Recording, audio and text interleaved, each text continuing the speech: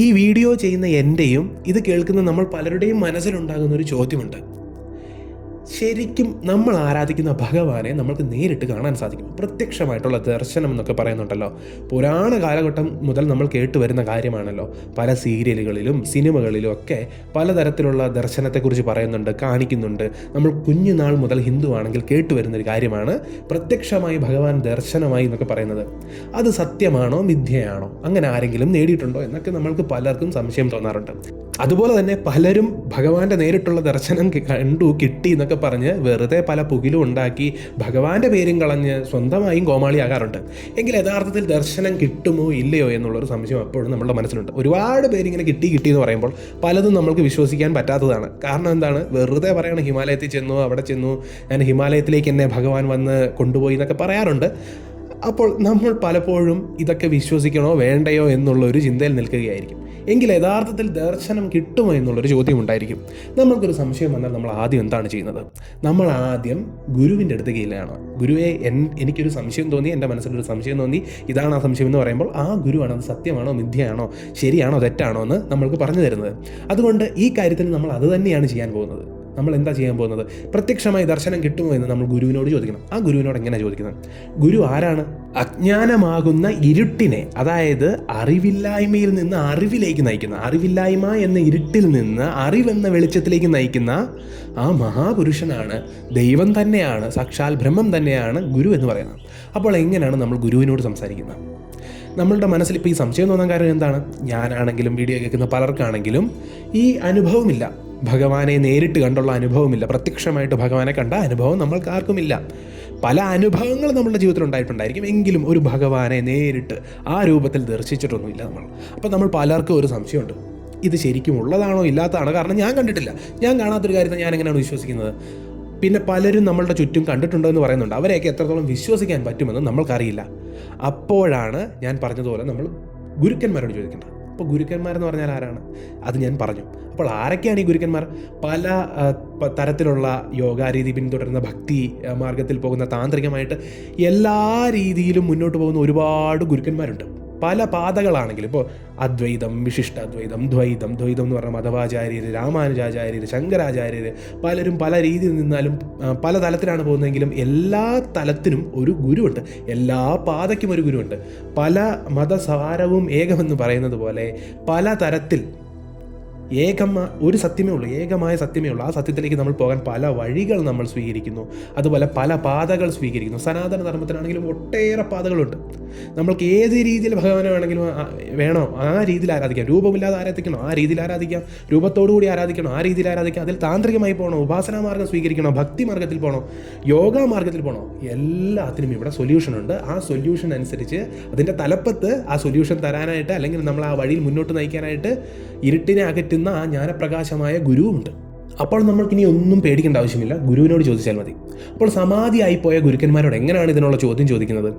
അവിടെയാണ് ആ ഗുരുക്കന്മാരുടെ ജീവിത കഥ പരിശോധിച്ചാൽ മതി എന്ന് നമ്മൾ പറയുന്നത്.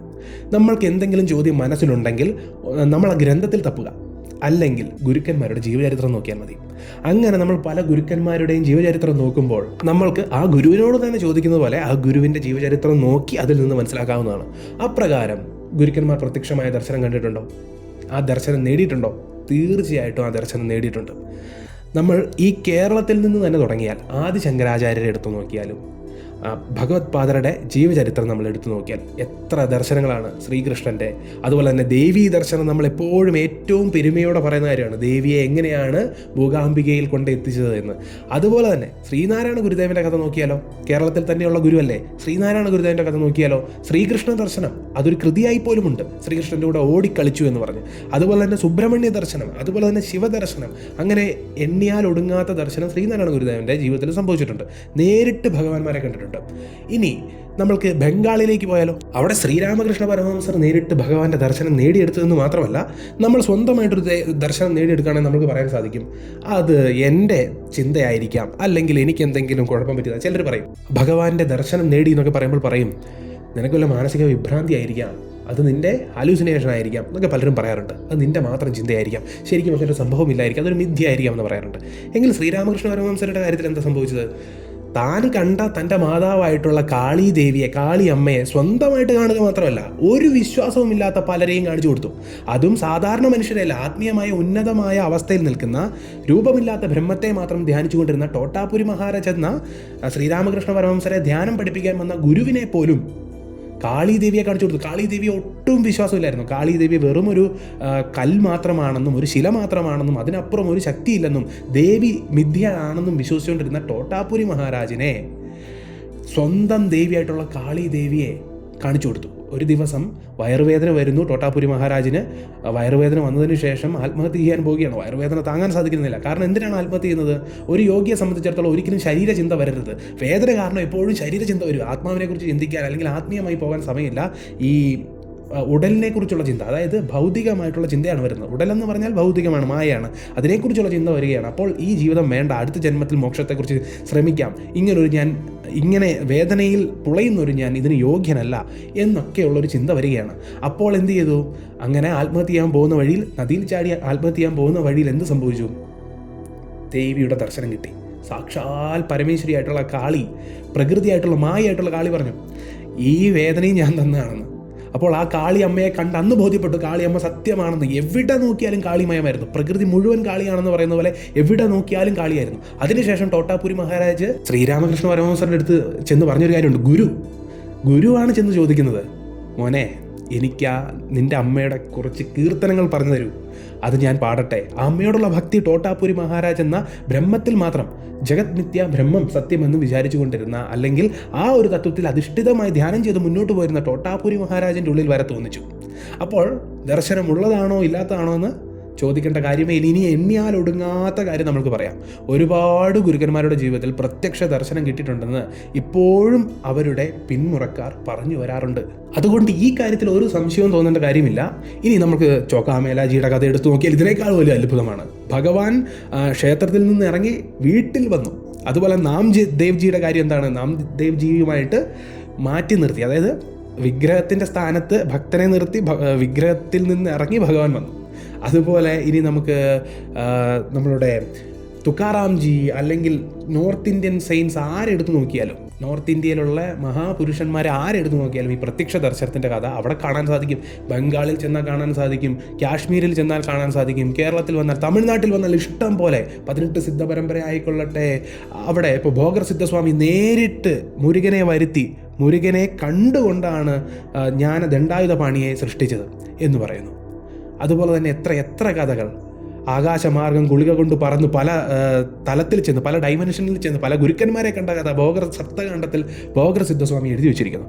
അപ്പോൾ ദർശനമുണ്ടോ, യഥാർത്ഥത്തിൽ ഇങ്ങനൊരു ലോകമുണ്ടോ എന്ന് ചോദിച്ചാൽ തീർച്ചയായിട്ടും ഉണ്ട് എന്ന് തന്നെയാണ് ഗുരുക്കന്മാരെ നോക്കിയാൽ നമുക്ക് മനസ്സിലാകുന്നത്. കാരണം നമ്മൾക്ക് അനുഭവമില്ല. ഇപ്പോൾ അനുഭവമുണ്ടെന്ന് പറയുന്നവരെ നമുക്ക് വിശ്വസിക്കാനും പറ്റില്ല. അപ്പോഴെന്താണ് മാർഗം? ഗുരുക്കന്മാരുടെ ജീവചരിത്രം പഠിക്കുക. ജീവചരിത്രം പഠിച്ചു കഴിയുമ്പോൾ എന്താ നമുക്ക് മനസ്സിലാകുന്നത്? ഇതെല്ലാം ഉള്ളതാണെന്ന് തന്നെയാണ്. ഇനി അടുത്ത സംശയം, എന്തുകൊണ്ട് നമ്മൾക്ക് കിട്ടുന്നില്ല? കാരണം നമ്മൾക്ക് മനോധൈര്യമില്ല അത്രയും. അതുപോലെ തന്നെ അത്രയും ഭക്തിയില്ല. നമ്മൾക്ക് അത്രയ്ക്ക് ഭക്തിയുണ്ടോ? ഭഗവാനാണ് ലോകം എന്ന് തോന്നുന്ന ഭക്തിയുണ്ടോ? ശ്രീരാമകൃഷ്ണ പരമഹംസർ പോലും ആ വാളെടുത്ത് തൻ്റെ ശിരച്ഛേദനം നടത്താൻ, എനിക്ക് ഈ ജീവിതം വേണ്ട, അമ്മയെ കാണാത്ത ജീവിതം വേണ്ട എന്ന് കാളി അമ്മയോട് പറഞ്ഞപ്പോഴാണ് അമ്മ പ്രത്യക്ഷമാകുന്നത്. തൻ്റെ ജീവന് തുല്യം കാളി അമ്മയെ സ്നേഹിച്ചപ്പോഴാണ്. അതുപോലെ നമ്മൾക്ക് സ്നേഹിക്കാൻ പറ്റുമോ? അങ്ങനെ സ്നേഹിച്ചാൽ വരാതിരിക്കുക ഒരിക്കലുമില്ല. നമ്മൾ ജീവന തുല്യം ഭഗവതിയെ സ്നേഹിച്ചാൽ, ഭഗവാനെ സ്നേഹിച്ചാൽ പ്രത്യക്ഷമായ ദർശനമുണ്ടാവും. ഇനിയാണ് ഏറ്റവും വലിയ കാര്യം പറയാനുള്ളത്. അങ്ങനെ നമ്മൾ ആർക്കെങ്കിലും ഒരു ദർശനം കിട്ടിയെന്നിരിക്കട്ടെ, ആ ദർശനം കിട്ടിയതിന് ശേഷം നമ്മൾ അതിനെക്കുറിച്ച് വീമ്പ് പറയുമോ? എനിക്ക് ദർശനം കിട്ടി, ഞാൻ മഹാനാണ്. ഒരിക്കലുമില്ല. ദർശനം കിട്ടിയ ഒരാളുടെ സ്വഭാവം തന്നെ മാറിപ്പോകും. അയാൾക്ക് എന്തിനോടും ഏതിനോടും കരുണയും സ്നേഹവുമാവും. ആത്മീയമായി അയാളിൽ ഉണർവ് സംഭവിക്കും. എന്തിനേയും ക്ഷമയോടെ കാണാൻ പഠിക്കും. എന്തിനേറെ പറയുന്നു, ഇപ്പോൾ ഈ ഗുരുക്കന്മാരുടെയൊക്കെ ശിഷ്യന്മാരുടെ അനുഭവത്തിലൂടെയാണ് നമ്മളിലേക്ക് ഇതെല്ലാം കിട്ടുന്നത്. ശരിയല്ലേ? അല്ലാതെ ഈ ഗുരുക്കന്മാർ നമ്മളോട് വന്ന് പറഞ്ഞില്ല എനിക്ക് ദർശനം കിട്ടിയെന്ന് പറഞ്ഞുകൊണ്ട് നടക്കുകയോ എനിക്ക് ദർശനം കിട്ടിയെന്ന് പറഞ്ഞ് എവിടെയെങ്കിലും പോയി ഒരു സീറ്റ് ഒപ്പിക്കുകയോ ഒന്നുമല്ല ചെയ്തത്. ആരോടും പറഞ്ഞില്ല. അത് ആത്മീയമായ രഹസ്യമാണ്, അവരുടെ ഗുപ്തമായ രഹസ്യമാണ്. ഇതിനേക്കാൾ എത്രയോ വലിയ അനുഭവങ്ങൾ അവർക്കുണ്ടായിട്ടുണ്ടായിരിക്കും.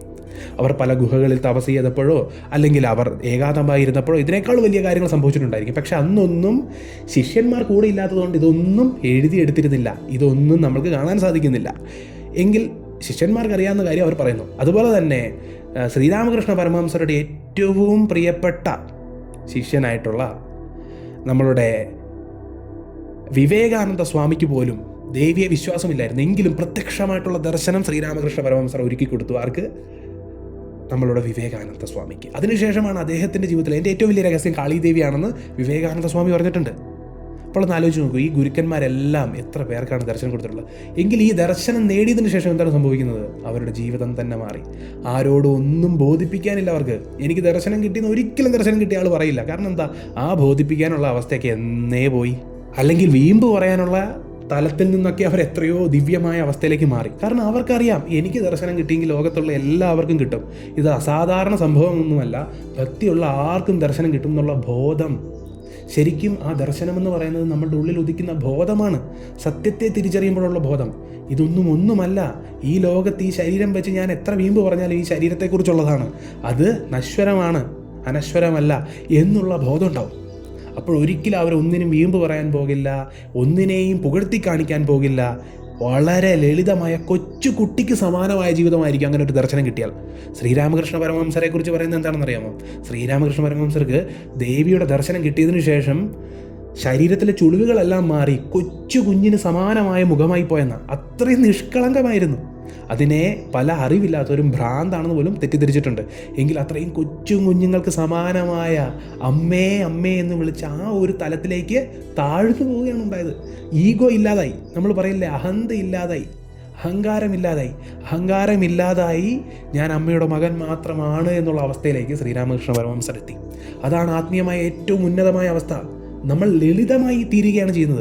ദർശനം കിട്ടി എന്നുള്ളതിൻ്റെ പേരിൽ അഹങ്കാരമല്ല, മറിച്ച് ലളിതമായി തീരുക, അതിനനുസരിച്ച് അറിവ് ഉയരുക, എന്തറിവ് തിരിച്ചറിവുണ്ടാകുക, അങ്ങനെയൊക്കെയാണ്. അപ്പോൾ നമ്മൾ നല്ല രീതിയിൽ താഴാഴ്മയുള്ള, സ്നേഹമുള്ള, കരുണയുള്ള ആളുകളെ കണ്ടാൽ സംശയിക്കണം, ഇവർ ദർശനം നേടിയവരാണോ എന്ന്. കാര്യം എന്താ? അങ്ങനെ സംഭവിച്ചെങ്കിൽ മാത്രമേ അവരത്ര നിർമ്മല ഹൃദയരായി മാറുകയുള്ളൂ.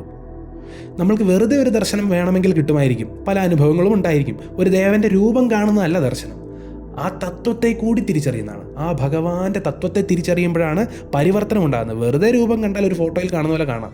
ഇന്നലെ നമ്മൾ വള്ളലാർ പെരുമാൻ്റെ കഥ പറഞ്ഞപ്പോഴും പറഞ്ഞു, പ്രതിബിംബത്തിലാണ് മുരുകനെ കണ്ടത്. കാരണം എന്താണ്? ഞാൻ തന്നെയാണ് മുരുകൻ എന്നുള്ള അനുഭവമാണ്. പ്രതിബിംബത്തിൽ, അതായത് ഒരു കണ്ണാടിയിലാണ്, ഭഗവാന്റെ ഫോട്ടോയിലല്ല, കണ്ണാടിയിലാണ് മുരുകനെ കാണുന്നത്. നമ്മളൊക്കെ മുഖം നോക്കാൻ ഉപയോഗിക്കുന്ന കണ്ണാടിയിൽ. അപ്പോൾ തന്നെ ഒന്ന് ആലോചിച്ച് നോക്കൂ, എത്ര സുന്ദരമാണ് ആ കാഴ്ച എന്ന്. അപ്പോൾ ഈ പല ദർശനം കിട്ടുന്ന ആത്മീയമായ ഉണർവാണ്. അങ്ങനെ ഉണർവ് നേടിയ ഒരാളും വീമ്പ് പറയാൻ പോകില്ല. അവർ താഴാഴ്മയുള്ളവരായി മാറും. ആത്മീയമായ ബോധമുണ്ട്. ഞാൻ പറഞ്ഞല്ലോ, ഒരു രൂപം കാണുന്നതിനപ്പുറമാണ് ദർശനമെന്നാണ് ഗുരുക്കന്മാരിൽ നിന്ന് എനിക്ക് മനസ്സിലായിട്ടുള്ളത്. എനിക്ക് കിട്ടിയിട്ടൊന്നുമില്ല. നിനക്ക് കിട്ടിയിട്ടുണ്ടോ എന്ന് ചോദിച്ചാൽ എനിക്ക് കിട്ടിയിട്ടൊന്നുമില്ല. പക്ഷേ ഞാൻ പറയുകയാണ്, അതൊക്കെ കിട്ടണമെങ്കിൽ എത്ര ഭാഗ്യം ചെയ്യണം, അത്രത്തോളം ഭക്തി ഉണ്ടാകണം. അത്രത്തോളം ഭക്തി എനിക്കില്ല. അത്രത്തോളം ഭക്തിയുള്ളൊരു ഭക്തൻ ഉറപ്പായിട്ടും ഇത് കിട്ടും. നിങ്ങളിൽ ഈ കണ്ടുകൊണ്ടിരിക്കുന്ന ആർക്കെങ്കിലും അത്രയും ഭക്തി ഉണ്ടെങ്കിൽ, നമ്മൾ ആഗ്രഹിക്കുമ്പോഴല്ല ഇത് കിട്ടുന്നത്. ഭഗവാനെ നീ വരണമെന്ന് പറയുമ്പോഴല്ല, നമ്മൾ ഭക്തിയിൽ പൂർണ്ണമാകുമ്പോൾ ആ ഭഗവാനെ കണ്ടാൽ ഒരു തരത്തിലുള്ള ഭയവുമില്ല. ഏറ്റവും സാത്വികമായിട്ടുള്ള മൂർത്തി കണ്ടാൽ നമ്മൾ ഭയന്നു പോകും. പ്രത്യക്ഷമായിട്ടൊരു ദേവനെ കണ്ടാൽ നമ്മൾ പിടിച്ചു നിൽക്കും, നമ്മുടെ കയ്യും കാലും വിറയ്ക്കും, നമ്മൾ ബോധം കിട്ടുപോകും.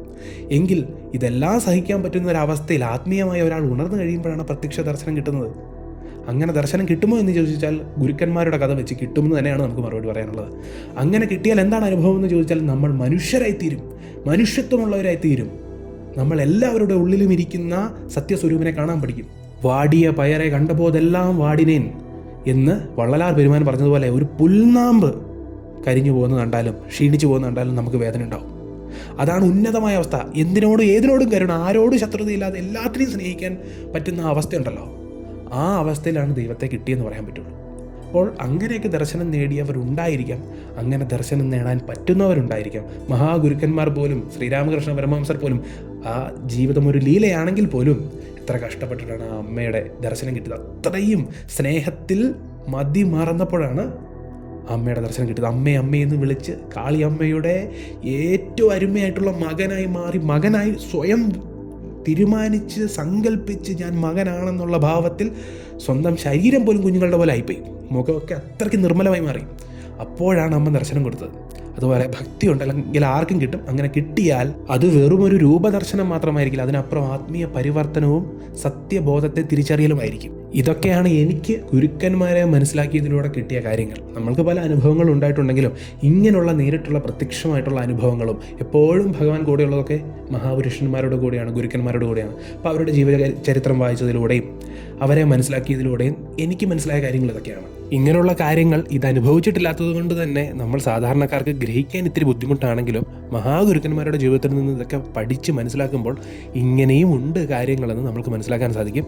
ഇതെന്തെങ്കിലും തെറ്റുകുറ്റങ്ങളുണ്ടെങ്കിൽ ക്ഷമിക്കുക. അഹോബിലം.